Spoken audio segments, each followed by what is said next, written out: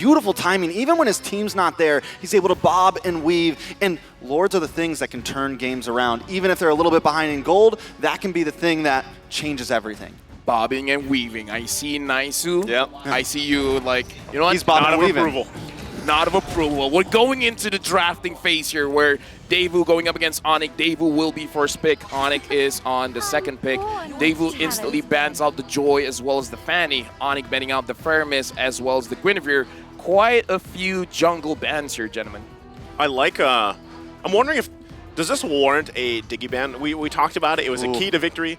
Do you think so, Trex? Is there a warrant for that, or should they just let it slip through since it's game one? Maybe not game one. Maybe not game one. And then always, does DEVU want to first pick the Diggy? We talked about it last time DEVU played. Me and LaFell were actually on that game. And Sawa plays it so well, he can play it even if it's not just like to counter CC. Like, exactly. He plays it damage. At the end of the game, he's using it to zone, create space, and move around the map. So, yes, maybe game 2 or 3, if Sawa decides to pull that card out immediately, it's definitely a possibility. This Kaja ban is very interesting because for me, when it comes to the Diggy, maybe they're trying to set it up. The one thing that you have to be careful of is, as a Diggy, you don't want to face against a jungler like Kyrie that can deal out a lot of damage, because if the Diggy dies a lot, you're going to lose the stacks. When you lose the stacks, your damage isn't going to be as impressive. So this Kaja ban is very interesting. It looks like maybe they want the 1-1? In a way, it leaves some things open, right? A lot of things open. Nolan, yeah. Nolan, Bruno, still open. Priority, we see that so often now. All right, there's the Nolan. So is this Bruno right away? 1-1. Or 1-1. I mean, looking at how ONIC plays, because we got to talk about Carvey as well. Carvey so far is really playing for his team. So having someone like a 1-1 might be beneficial, where you can join in a lot of those team fights. But when you have a Bruno, it's all about the tempo. You want to get as much turrets as you can before the opponents scale up. I mean, so they could give up the 1-1 as well. They're going to go for the Valentina instead, could give it up, and then still pick up the Diggy later because it resets the weakness points. So if Fly Solo is thinking that deep, right, which we have seen in draft, very particular, we haven't seen him get pushed completely against the wall yet, and this is definitely going to be the series that does that. Right now the question is, how good has the Valentina been in first pick situations? Because I do feel like at this point, it is a player-based kind of thing, where some players, they do so well that the first pick Valentina is definitely worth it, where other teams are like, other things are more prio. Yeah. You know, not only that, but, you know, speaking of that, let's see what these two picks are going to be. It looks like it is the Kadena Fredrin.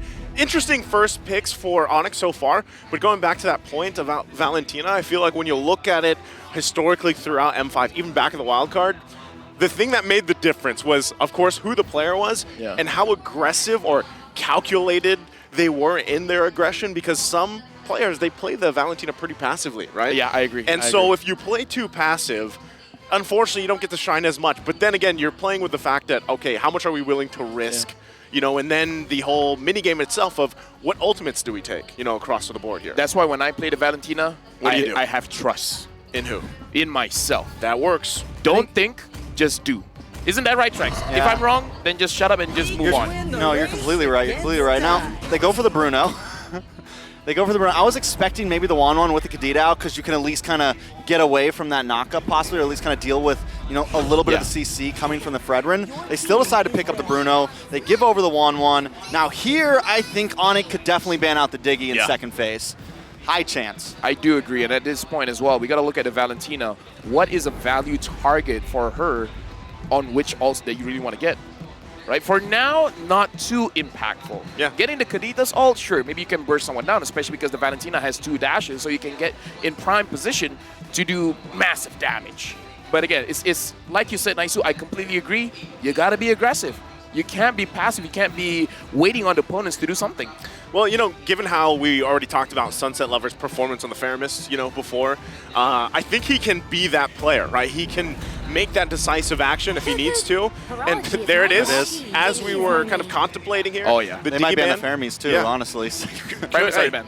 Sorry, Ben. That's banned out. So maybe that's, again, why DEVU was like, all right, let's just go ahead and pick this up. Love the fact, too, by the way, that we have drums. Yeah. Can we take a moment here? DEVU's drums. That DEVU's is not ONIC drums. Let me just say, they're all the way down there, and we're all the way up here, and we can hear this. We're wearing headsets. We're like... I have to listen to LaFell?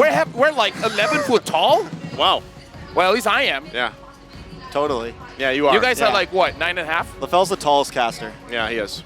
Well, no. He said he'd hurt me. I think you already said I was like 7 foot tall. Just now when I was standing, I was actually on my knees. True. That's true. Minutes are getting bad here. What do you think, Why were Trace? you on your knees? Yeah, no, because, you know, if the camera was on and I was fully standing at my full potential, you'll just see my groin. All right. All right, so Marty's banned as well. I think if they're going to ban the Minotaur, they probably end up banning the Tigreal as well for second ban. High chance. After that, we still need... I'm looking... Arlet is not the best pick for ONIC, but it could be interesting here because Boots is a setup kind of guy, right? Here we go. Imagine 5-man final slash. Or 5-man penalties. We've seen it. We have. Boots has done it. Trex, you cast it for that one. It's true. It's true. Hey, he's been imagining maybe the Lapu. M5. Maybe he picks up the Lapu. Yeah, Lapu as well. Pre-save. Anything that's divey. Like I feel like the Lapu maybe even over the R-Lot just because he wants to. He wants to jump in. Oh wait. Glue?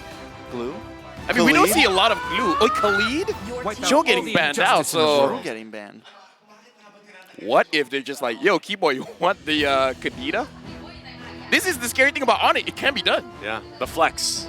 Like, probably not, but Keyboy has shown he has an amazing Kadita. Well, that's what I'm saying. It's not often, right? Oh, Dyro. It's not often you see the Kadita and the Fredrin on the first pick on the red side, right? For the options there. Yeah. At least now in the current state of things, but they go ahead and take up the Dyroth. I'm surprised. I think this is a great spot. I think DEVU has to pick up the Tigreal here. But it's kind of tough, too, because Kadita's hard to get with that. Yeah. 1-1's hard to get with that. So is it even worth going for a heavy CC? Maybe pick up something more supportive, like the Raph, or do they even play that? At this point, having Bruno, having Matilda is... They're picking up the Akai, so... I would say this is just a matchup against the Kadita as well as the Fredrin, but... Matilda? It's open. I would even say a Rafaela might not be bad. Always on the way. But yeah, they're going for a Matilda, Your team is picking. All right, and I'm also just kind of thinking here, in terms of the Valentina ults taken so far, you could actually make Abysm Strike work if you actually wanted to go that route, but still, I think the best one for now is the Kadita, especially early game. You can layer that with the penalty zone, right? You can still zone out with the heavy spin, which we see a lot of kind of junglers utilize, right? Zone them out, get them away from that retry range, and then go from there. Yeah, we definitely don't see the Akai as much anymore, but back when it was just nothing but like Akai, Fredrin, and Martis, and this and that, I feel like the Akai does very well against the Fredrin. I think it's like one of the few answers to actually deal with it, but hold on. I'm sorry, Trex. You're good. Called it. Let's go. What hero is it? Keyboy and the Kadita. Gord. This is my first M5 game where I get to cast a Gord game. If ONIC loses, hey, dude, it's your fault. It's your fault. It's definitely your fault. No matter what the predictions say, I gotta say, wait, we haven't shown our predictions. Yeah, where did they go? Predictions? Can we get those real quick, please? Never mind. We're gonna go in game first. We're gonna make it into a surprise. Trex, before we go into the game, what do you think about the drafts? Honestly, I like DEVU. I think they have a lot of movement. They feel clean. ONIC, the Kadita pick is definitely a little spicy. We haven't seen, Kadita has a very low win rate, low pick rate, hasn't really been picked a whole lot. But if it's going to be on a certain side, wait, was that a Rome? Was that Keyboy, Kadita there? That's what I've been saying, man. We're jumping into the land of dawn. Well, Keyboy. It flew under the radar for me. Like I said, that's why I said during the drafting phase, man, this is about ONIC. ONIC can flex things around. Keyboy on deck Kadita. Can he use that to win? Or will the Matilda Akai combo win it for this folks? Okay, so I think what we're seeing here on the side of ONIC is they're bringing aggression, and the thing about DEVU is they like to slow down aggression. They like the Diggy pick. They like to try to pace things a little bit slow in the beginning, and I think Coach Yeb sees that. So we're going to lock in the Dyroth. We're going to lock in the level 4 Kadita. We're going to bring in all these things to really try to bring that smoke as quick as possible. There's a lot of damage potential coming in from ONIC, let me tell you that. Keyboy first item can be that Genius 1, and having Sans on this Gord being a setup as well as reducing the opponent's magic resist, like it's gonna be a lot. For ONIC, they have potential early, mid, and even in late. They got the 1-1, like damage all around. Yeah, you give plenty of time to allow CW to build up here right on this 1-1 later in the game, but also a lot of this setup potential from both teams. ONIC is kind of scary early on, right? Especially knowing once that level 4 spike comes in, having a Gore there available to you, you're pairing it up with a Kadita. The damage potential early on is what the biggest obstacle right now for DEVU is here as they get it situated. I want to say this, luckily, ooh, wait a second. Okay, they're already going to use the heavy spin on Kyrie and Boots. Going to lock him down under the turret! Kyrie is taken out. First blood for DEVU here. All leading into that turtle 20 seconds away. Something to note as well, Manchester was level 4, Kyrie was level 3. I wanted to ask Trex this. Looking at the lineup from ONIC, we see this kind of lineup, and there's one thing. It's a risky draft. It's one of those things where you have a very small window. So what is the potential mishaps that can happen with ONIC on this draft? I mean, as long as it's, I mean, Kyrie, yes, you don't want your jungler to go down, but Kyrie isn't going to be the major damage dealer. This definitely puts a little bit of a slower tempo to what ONIC wants to bring now. I think they know they can't try to cheese Deus Vault. I think they come into that thinking, oh, we're going to make an early EXP lane gank, but wait a second for Turtle. They're going to actually fight for this penalty zone there. Manchester able to secure it, though. Key Boy going to be taken out. Kyrie tries to get away, but the response is there. It's a double for Kid Bomba. Now Boots going to be in trouble, surrounded here. Oh Gets my slammed down. It's a triple for Kid Bomba. Bomba la bomba! 4-0. Dropping it down. 3 minutes in, 4-0 right now. Deus Vault are putting down Das Boot. That's good. That's good. Now, this is the conversation I want to have. ONIC having a full, not full, but a lot of damage on their lineup. The moment their front line can't do much, the team has to work very creatively on how they can engage into a fight and then having a clean team fight, because that's one of those things. If one part of the equation crumbles, the whole map falls apart. And literally, all of the equations are crumbling. Boots, the Dairoth, who you want to be aggressive at first. With something. Both teams are going to back off of Boots. Has that early aggression, right? He's already taken a death. Keyboy has the early aggression. Supposed to have a big spike at level 4. Already taken a death. Now, with Kyrie taking 2 as well, what's the level difference? 6 to 6. Luckily, Kyrie's farm. Oh, wait a second. Heavy spin already going to be used by Magister. Sawo there, though, help him out with the guiding wind. So they disengage. But yeah, your points there, Trex, you know, it's going to all fall into place here, really, on how they deal with those power spikes. And so far, DEVU's done a good job. Yeah, I kind of feel like isolating the frontliners is going to be very good, because if frontline can do well, not much can be done. Sawo finds Kyrie, but CW is there to back it up. Now the other question is, Deus Vault, how do they proceed from here? Should they increase the aggression? Like, where should they assert their dominance? I think definitely assert dominance as much as possible in this early game. I think you come into this thinking that you might not have a good early game, and now that they do, they need to keep up the pressure, because what did we start all this with? ONIC? Oh, there's the aggression. Taken out so quickly there. Snap of a finger, Keyboy, now the second death. Second turtle going to be up here too. Kid Bomba keeping Boots at bay.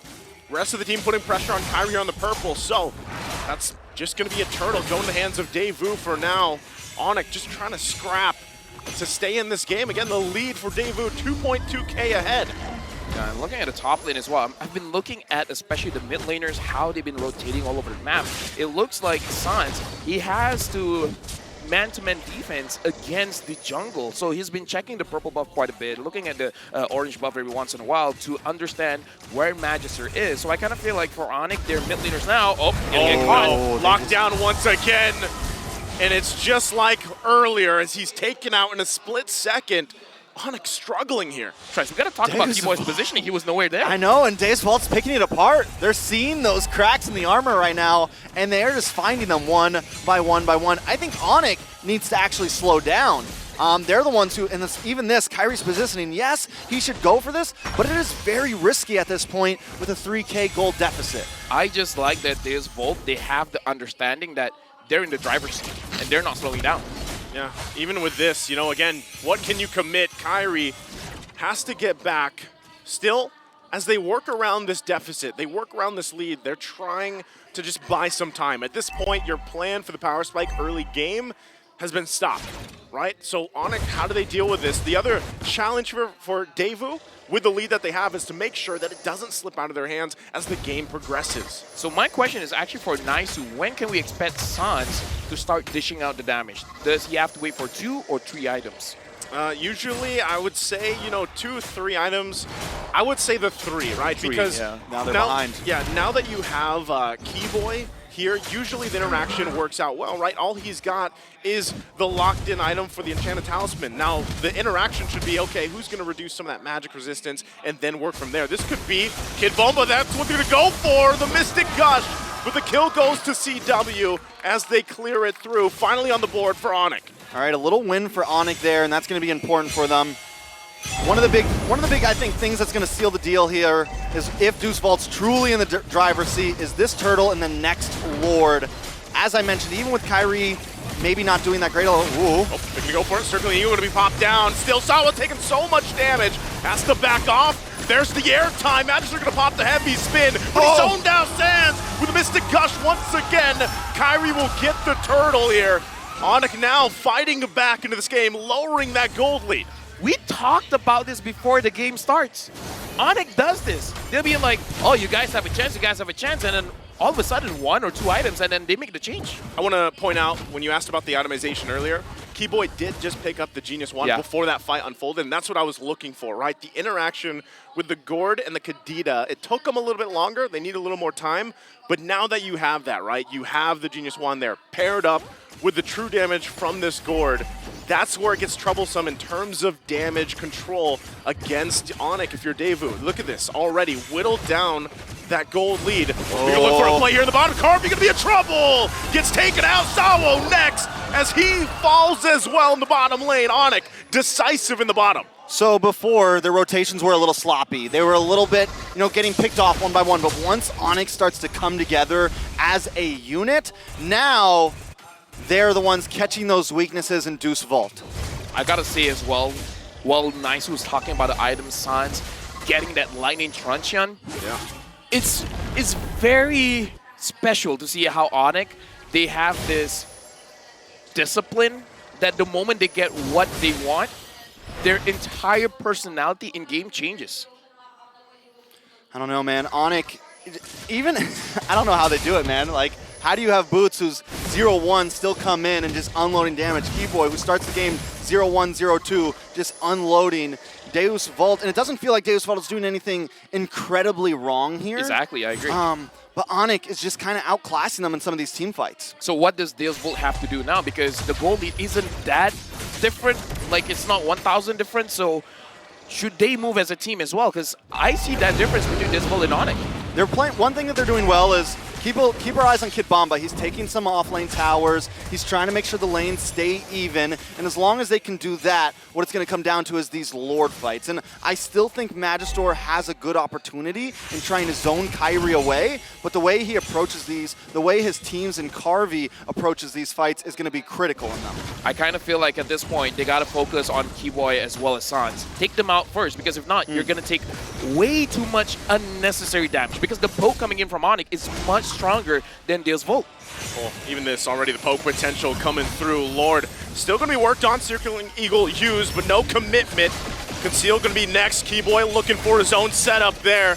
Going to get spotted out though. Goes in. Won't be able to land it just yet. Finds one still. Heavy spin also going to be utilized. Mystic Gush comes down. Whoa! They find him, but Magister gets the Lord. They're still going to have to win the fight. Boots, everybody alive from ONIC. Kid Bomba went down, but DEVU secures the objective. Let me just say, that was an amazing play coming in. Deus Vault, sure, Kid Bomba was sacrificed, but Magister secured the Lord, even through all the poke coming in from ONIC? And what was the questions we were just having? How is he going to deal with Kyrie? Yeah. Can he match with the S tiers? And right now, Magister definitely performing, even at a deficit, even at having an issue, he's able to secure possibly one of the most important objectives right now. One of the interesting as well for the Akai here for Magister, he has the Azure Blade to make sure that he's top on mana. Very interesting build by him. Yeah, those guys, when we talked about in the interview. They said to watch out. Now the bottom side going to be the focus. Once again, Kyrie going to get caught out, in trouble here. Let's see the response. Sawo, though, taken out really quickly. Still Magister there on the backside. Boots going to be taken out. Lord finally works on. Heavy spin comes down. CW, though, still alive amidst it all. Carvey will get taken out. How is ONIC still fighting back? Kid Bomba comes in, jumps in. Kyrie, though, Magister 1 hit away. It'll be a double for Kyrie. It's Kid Bomba left alone, but he gets taken out. Everybody gone from DEVU. It's a wipeout. How long was that team fight that we see 2 ults from Kyrie? Yeah. Right? 2 appraisers Raph. He did it the first time to start things off, and then the second time as well. And like I said, this Volt, find a way to deal with Sans. Find a way to deal with Keyboy. Because they got CW and they still lost. So there was a critical point in that team fight. Carvey was getting some free shots. He tries to get the person that's pinned. I can't remember exactly who it was. I think it was Boots. But he has to walk into the magic gush to do it. Yeah. So he's kind of like trying to play it, and then he dashes away, but he takes too much damage, and then finally he gets burned out. And that's just, I think that was the big critical moment where that team fight turned around. CW as well, because we got to talk about how Akai's heavy spin works, because there are portions where you can use your skills. And what CW used was the Wind of Nature. Yeah. And that was enough to keep him surviving against Carvey. Yeah, and technically he should have been taken out, right? But the fact that the way that he utilized the Wind of Nature, able to survive that longer, bring the fight further on, and then, yeah, you're working against that Mystic Gush, right? It's a long beam that you have to kind of work around. No wonder you like this hero. Hey. It's kind of good. Yeah, It's kind of good. Sometimes. Sometimes. You know, there's, Yeah, let's not talk about that. I know we don't want to talk about that, Trex, right? Hey, it's all right. Right now, though, as they kind of work around this, they're going to continue to get the space here on the map. 10 seconds away from that Lord Carvey. Now getting tier 2 in the mid lane, though. Keyboy should be fine, as he is. Now everybody getting a position for the objective. So Sokovia really doing work. I'm looking at Kid Bomba as well as Magister, but more importantly, Saul. Saul can bring someone straight onto Sans, but the positioning coming in from Kyrie Boots is not giving opportunity. Saul sees Sans, but he's thinking about it. Does he want to circling Eagle in? You know, I gotta say, what Deus Vault's doing very well right now is consistently attacking those side lanes. They just sent Carvey over to take the tier 2 in the bot side, and that is gonna be one of the things that maybe helps them out, helps them hang on to this game and push it to the late. Okay, right now, Keyboy waiting patiently there. It's gonna get spotted out. Lord's still gonna be worked on. It's half health here. Mystic Gush gonna come down. Saul has to get back. Still gonna be finding Boots there in the front of it all. Another penalty zone comes down. Still working for it. Boots taken out. Winter Trotching gonna be used. Still looking at the hair time though. CW goes in with the crossbow of Tang. Takes out Kid Bomba. But the positioning for the Lord here, they're gonna zone out Kyrie, and they will get the Lord for DEVU. DEVU's control, man! What? They can control the Lord against ONIC. This is Unprecedented. Yeah. Let's take a look at these items now, and they're doing this. Here's the thing, man. They're doing this with a gold deficit. This is something you only normally see from the likes of Blacklist, AP Bren, ONIC, you know, Geek Fam, whoever, top S-tier teams, right? Not from the Dark Horse. And right now, they are showing that they're willing to take those 50-50s. They're willing to take those risks, even when they are behind 3K gold. Hey, Dark Knights, man. Put them there with the best right now, because they're still here in that upper bracket. And right now, they're doing a great job against ONIC, despite that lead that they have. Gonna go ahead and clear up this tier 1, the Lord up on the top side. Right now, for ONIC, they have a gold lead, but as well, they definitely have the prio in the positioning all around the map. They're controlling this very, very well, and I feel like this Volt, they're playing this well because they're able to bait out a lot of key skills coming in from ONIC, and then once they use that, they find that window to strike. All right. Oh, already gonna use Mystic Gush, though. This Kid Bomba should be fine, quite tanky himself, but this is a lot of checking here with the kit that ONIC has. One of the great things, too, about having a Gourd is the ability to clear these lanes pretty quickly, right? As the game goes on, it's a great high ground defense hero that lets you keep control of some of these lanes, some of these minion pushes in. Okay, so as this game goes on, I'm trying to think if we get into that 20-minute mark, if we get to that 60K gold mark, you know, where does everybody stand? Look at the damage dealt from Sans. That's my boy. Literally almost double of what Sunset Lover's doing. CW falling right after that, but into the late game, right? Carvey, we know he's going to start chunking. I feel like Boots will slowly start to fall off, will slowly start to have less impact, as Kid Bomba's going to have a much larger impact in these objective fights. Here's the thing, though. If CW never gets picked off, he is going to consistently capitalize on Kid Bomba. He's going to consistently capitalize on Sawo every time they try to do that circling eagle in. Yep. So they need to be careful about CW and keep tabs on him in these team fights. All right, gentlemen, now we got to talk about the proactive play, because DEVU, they have been doing very well at the Lord fights. And already a flicker being used. The question is, what is DEVU going to be fighting for? Because if they keep fighting for the Lord, it's always going to be a risk. But once you get the Lord, what are you looking for next? Movement right around the map. That's great. Given that whole kind of idea of this Lord, it's great that they got the flicker out from Sans, right? He is top of the damage meter right now, doing a lot of checking, a lot of checking of these bushes and everything. So if they can utilize the fact that Sans might be pressure, right, to either cut the Mystic Gust short or even get the kill, DEVU is going to have a high favor in this Lord Dance as they go ahead and get in position. Yep, right now the Lord Dance has started. Kyrie as well as Magister. Looks like Kyrie is able to leash the Lord to the side. Sans, we saw that. What was a mistake. That? This DEVU, Yeah, is DEVU going to use this mistake? See it? Are they going to use this window? They've got to have that information. Again, no flicker, no ultimate available for Sans. That is a big resource gone, but still, DEVU taking their time with this Lord Dance. Kyrie and everybody waiting in position. Boots, look at Keyboy's positioning as well. Sans gonna have it once again, staying there from the distance. Keyboy. No one committing just yet. Keyboy hiding out in that tri-bush right now. I'm just waiting for the big play to happen, but DEVU has to be prepared for it. Here he comes. Gonna go in for the backside, trying to find Carvey. Carvey could be in trouble. Mystic Gust gonna come down. Airtime is there from CW. Sawo in trouble. Gonna get whittled down as he falls. And ONIC claps back in a decisive moment. And it's DEVU running back. Dude, Kyrie still got that Lord. First Lord, though. Kyrie! That's how it feels probably right now. Hold on, they might try to end. Yeah, they're going to go for the base. Carvey going to be in trouble once again. Gets taunted. The damage is too much.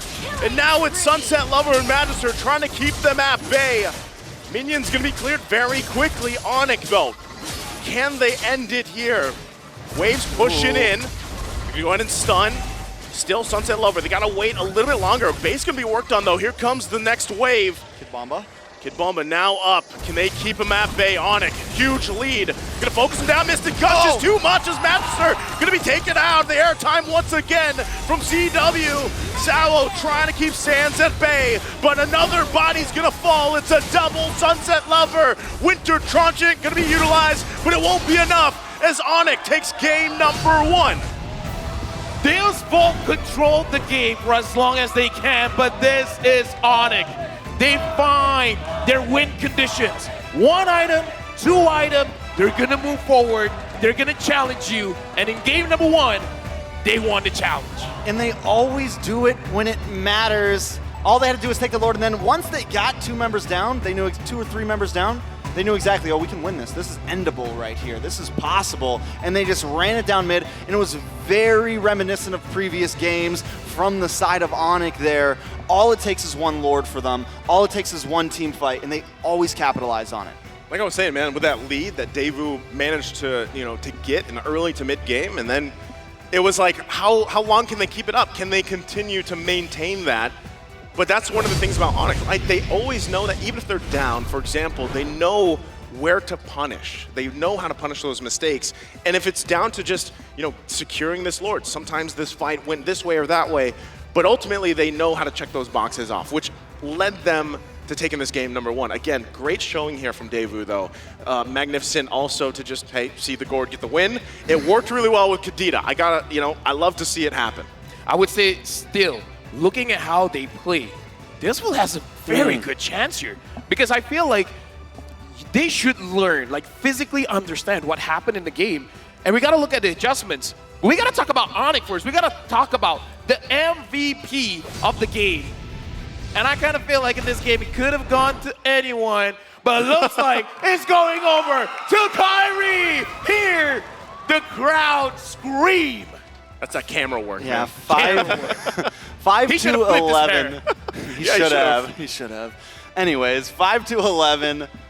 I think what really earns him the MVP here is he gets that last Lord, That right? last Lord, yeah. Because Oh, yeah. like everybody played decent. It wasn't their greatest game in all honesty, but the moment when it mattered, Kyrie did finally step up there. Yeah, it's that was, when it came down to it, this is why in those, pressurous moments, and you're working against an Akai, right, who typically is going to try to zone you out with a heavy spin, or at least make it a little more, difficult to get there, but Kyrie pulls it off with, the Fredrin pick, which we used to see so much of, kind of has come out here once again for M5, but you see how much of a struggle ONIC had here in the early part.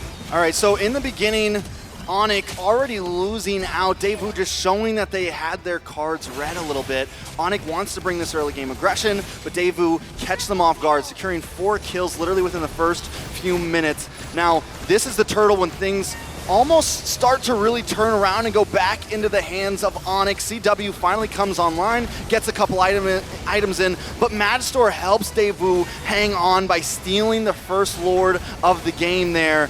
And again, they want to try to bring that fight. They're at a deficit, but CW keeps such great distance here, able to consistently outrange them and consistently put damage down onto the whole team of DEVU. Kid Bomba, he knows he's in a bad spot here. He wants to try to force it, but still ends up going down. Honestly, I'm still thinking about the final fight where Sans used a lot of abilities. He already used the Flicker, he already used the Mystic Gush, and yet still somehow, looking at this fight, ONIC still won. It's like they played around Sans thinking that he's going to be the prime target. Yeah. We're going to use Sans as bait, and then they all collapse. That's the thing about it, right? A lot of the times when that gourd is there across from you, you want to take it out as fast as possible, but then you forget about CW even, right? And that's why so many times, usually when a 1-1's locked in, we see the struggle to get the crossbow of Tang off, right? Because teams kind of play around that. But this time, CW had airtime all the time, it seemed like in every single fight. But again, great performance here for ONIC to adjust from that deficit they had early game. I would say it's fine. Now that I'm looking at the emblem set here, Sans having that cooldown, and he has the Enchanted Talisman as well, make it so that he could spam that Mystic Gush, even if he used it early. It's like, guys, it's fine. It will come up very soon. And it did come, like in that game when he accidentally, I don't know what happened there, but when it did happen, he literally had the green dot up, I feel like in another 15, 20 seconds, nothing at all.